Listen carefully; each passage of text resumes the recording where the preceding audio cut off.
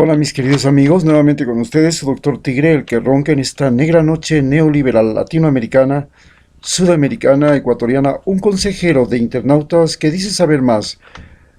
Por haber vivido como médico en los campos de los Andes, la Amazonía, Galápagos e incluso en Rusia, en momentos críticos de crisis económicas, de crisis ambientales como inundaciones y sequías, de guerras y conflictos como el caso de los conflictos fronterizos entre Ecuador y Colombia, en la guerra del narcotráfico, o por lo que estamos viviendo ahora, una pandemia.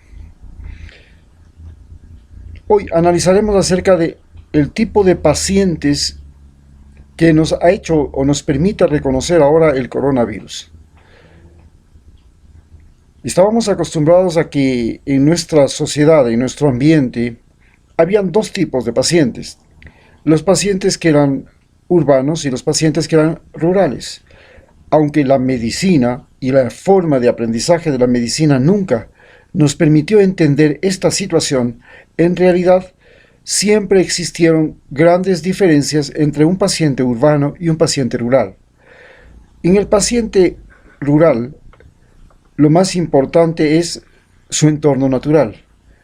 El paciente rural dispone de una cultura propia que normalmente, en el caso de los Andes, tiene que ver con las culturas de los incas y sus descendientes. En el caso de la Amazonía, con culturas de otras nacionalidades como los Waorani, los Shuar, los Shiviar, los Cofanes, los Sionasecoyas, diferentes nacionalidades, cada una con su propia identidad en todos los aspectos, en el idioma, en las señales particulares que marcan en su cuerpo, su música, sus rituales, inclusive en su propia medicina. En la costa ecuatoriana había pues una cultura mestiza. Esta cultura mestiza tenía dos particularidades. La una cultura mestiza de agricultores denominada cholos, y más bien dicho, denominada los montubios, y una cultura de pescadores llamada los cholos pescadores. A esto se suma culturas propias como los afroesmeraldeños de descendencia africana, de raza negra, y culturas como los Awal, los Cháchilas, los Chachis, que cada uno tenía su propia particularidad, un idioma propio, un vestuario propio, particulares rasgos físicos que los diferenciaban.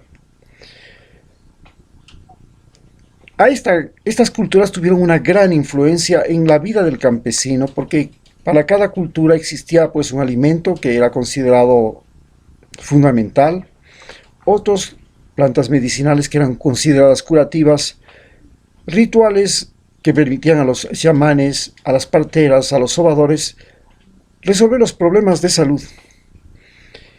El médico que llegaba tenía que confrontar a estos conocedores de una medicina tradicional, y desde 1968 que empezó la expansión de la medicina rural en el Ecuador a través del Seguro Social Campesino y del Ministerio de Salud, el asunto fue tacharles a los curanderos, parteras y todo como ignorantes, como brujos, como gente que hacía práctica, pero que no carecían de conocimiento científico. Y esto era un desmerecerles, y así el paciente campesino tenía que pasar por entre las dos mareas, la marea del Ministerio de Salud y del Seguro Social Campesino, que se vanagloriaba de ser científica y que básicamente su poder estaba en las medicinas que poseía, los antibióticos, los analgésicos, las vitaminas. Y en cambio la medicina tradicional, que era básicamente una medicina intuitiva y muy llena de rituales, en las que en algunos casos se cometían errores, como por ejemplo el quemar los cordones umbilicales de los niños, que fue una de las principales causas de tétanos. En la ciudad se vivía otro tipo de medicina, que era la medicina de obreros y la medicina de los patronos. La medicina de los obreros, de los trabajadores, era una medicina que hacía el Ministerio de Salud y el Seguro Social, mientras que la medicina de los patronos lo hacía la medicina privada. La medicina de los obreros y patronos se hacía por medio del Ministerio de Salud y del Seguro Social. En el caso del Ministerio de Salud, era una medicina en la cual el médico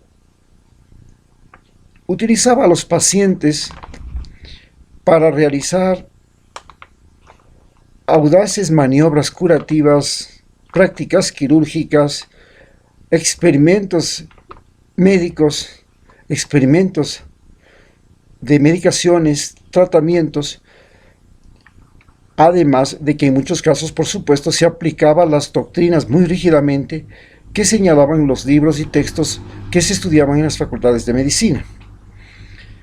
En el Seguro Social había otro tipo de pacientes. Estos tipos de pacientes ya no eran los pacientes sometidos, sumisos, que no se atrevían a reclamar, que eran los pacientes del Ministerio de Salud.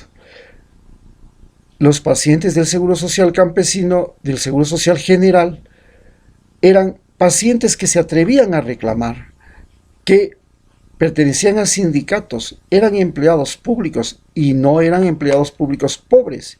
Habían empleados públicos ricos, de altos mandos. Habían gente que tenía poder económico y poder político dentro de los pacientes. Y estos pacientes ya eran más exigentes y el Seguro Social tenía mucho más cuidado en la práctica médica que la que se ejercía en los hospitales del Estado. Pero ahora con el coronavirus surge un nuevo tipo de pacientes. Este nuevo tipo de paciente es el paciente internauta, el paciente que está interconectado, que tiene el celular, que pasa todo el día pegado al celular, que viaja con el celular, que se mueve con el celular, que se relaciona con el celular, que vive con el celular, que muere con el celular. También está el paciente que está interconectado a través de las redes sociales y las redes como la que yo estoy utilizando ahora. Todos vinculados a la Internet, porque la Internet, a no dudarlo, es la revolución más grande generada en el siglo XXI y a finales del siglo XX, pero básicamente llega a su máximo de expansión ahora, cuando tenemos el coronavirus. Es gracias a la Internet que sabemos qué está pasando en otros países, con nuestros vecinos, con nuestros hijos, con nuestros hermanos, que nos sirve para saber qué hacer en casa cuando tenemos la cuarentena, que nos sirve para saber qué hacer cuando salimos a hacer compras, que nos indica qué está pasando, qué no está pasando, cuáles son los riesgos, cuáles son las precauciones. Todo eso gracias a la Internet. La Internet a su vez origina un nuevo tipo de ser humano que ya no es obrero, que ya no es campesino y que comienza a existir desde que prácticamente tiene uso de razón, el internauta. El muchachito que coge el celular y juega con el celular, practica juegos, que luego comienza a interesarse por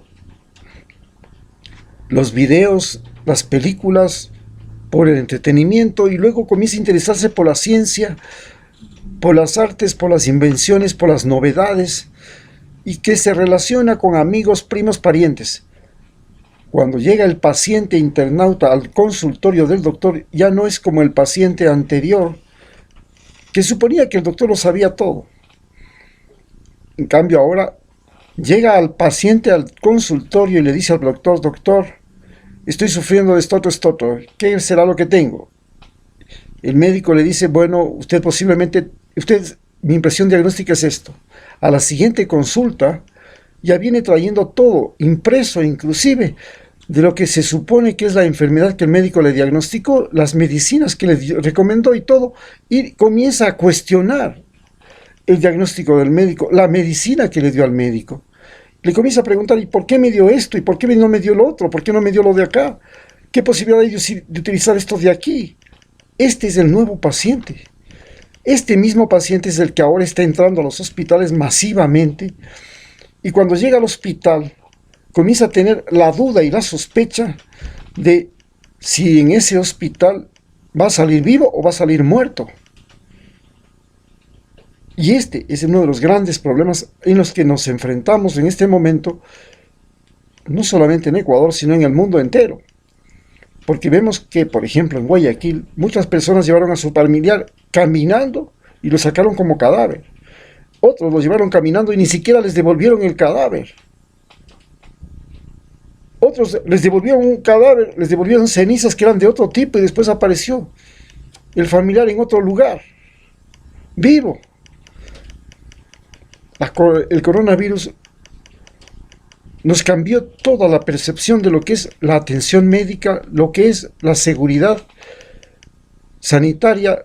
Nos obligó a utilizar mascarillas, lentes, guantes, a guardar distancia social, a tener precaución, y el paciente ya dejó de ser el ingenuo individuo que llega para que el médico decida su suerte y su muerte. Hoy es un individuo que llega presumiendo muchas cosas, y el médico lo que tiene que hacer es quitarle las dudas que lo angustian y resolver su problema de salud. Es así como nos enfrentamos a un nuevo tipo de pacientes, que es el internauta. Y este internauta, a su vez, es un nuevo tipo de ser humano que va a definir quién es el próximo presidente de los diferentes países del mundo. Muchas gracias.